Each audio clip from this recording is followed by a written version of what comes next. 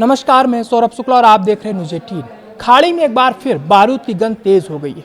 UAE का दावा है कि ईरान की तरफ से 2 बैलिस्टिक मिसाइलें उसकी ओर दागी गई हैं, लेकिन ईरान कह रहा है ये आरोप पूरी तरह झूठे हैं। अब सवाल सिर्फ 2 मिसाइलों का नहीं है, सवाल यह है कि खाड़ी में आखिर कौन तनाव को युद्ध की आग में धकेल रहा है, क्योंकि यूएई ने आरोप लगाने के साथ ही ईरान के खिलाफ बड़ा आर्थिक हथियार चला दिया है। यूएई ने ऐलान कर दिया है कि अगले आदेश तक ईरान के साथ सभी व्यापार, कारोबारी लेन देन और वित्तीय लेन देन रोक दिए गए।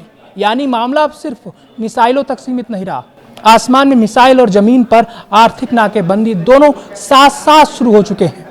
दरअसल यूएई के लोगों के मोबाइल फोन पर अचानक अलर्ट पहुंचा। अलर्ट में साफ कहा गया, संभावित मिसाइल हमले के खतरे को देखते हुए तुरंत सुरक्षित जगह पर जाएं और नजदीकी सुरक्षित इमारत में शरण लें। कुछ देर बाद अलर्ट हटा दिया गया, लेकिन इसके बाद यूएई के रक्षा मंत्रालय ने जो दावा किया उसने पूरे इलाके में सनसनी मचा दी।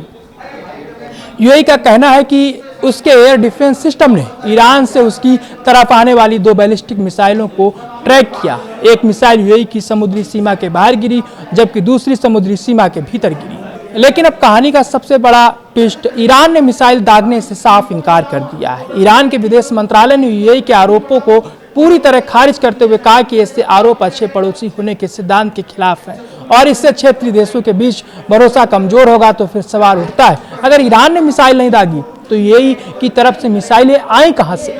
और अगर यूएई के पास अपने दावे के सबूत है तो क्या वह उन्हें सार्वजनिक करेगा? क्योंकि खाड़ी पहले ही बारूद के ढेर पर बैठी है। पिछले कुछ हफ्तों में यूएई की सरकारी तेल कंपनी एडीएनओसी के टैंकरों को बार बार निशाना बनाए जाने की खबरें सामने आई। ऐसे में मिसाइल अलर्ट और व्यापार रोकने का फैसला यूएई के लिए सिर्फ सुरक्षा का मामला नहीं बल्कि आर्थिक और रणनीतिक फैसला भी है। लेकिन इस पूरे घटनाक्रम का सबसे बड़ा सवाल है, यूएई और ईरान के बीच अचानक इतनी बड़ी दरार क्यों? गौर कीजिए, 28 फरवरी को मिडिल ईस्ट में युद्ध शुरू होने के बाद ईरानी हमलों का बड़ा असर यूएई पर पड़ा था।